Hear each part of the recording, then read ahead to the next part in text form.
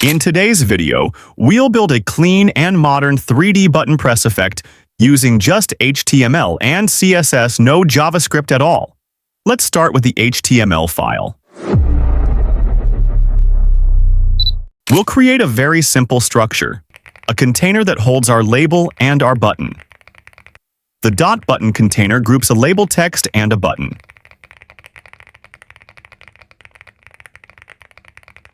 Now, let's move to our CSS. We'll define some variables inside root, and this for style the body to center our button right in the middle of the page using Flexbox. Now, style the container and the label text that appears above the button. Now, let's create the button itself, the real star of the show. We'll use gradients, rounded corners, shadows, and a little transform to make it look like it's popping out of the screen.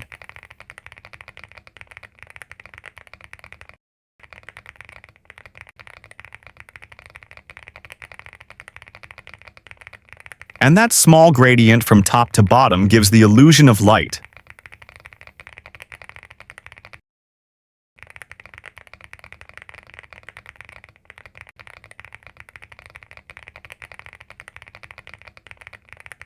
The box shadow gives it a fake depth underneath.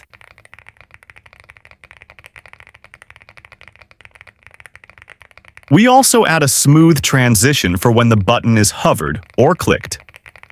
Finally, let's make the button come alive when you hover and click it. When you hover, the color brightens up slightly for feedback.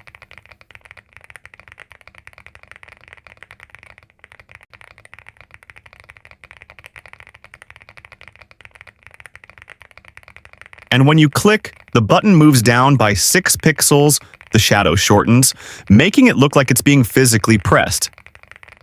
And that's it. If you found this tutorial helpful, make sure to hit the like button, subscribe for more web dev mini projects, and let me know in the comments what animation you want to see next.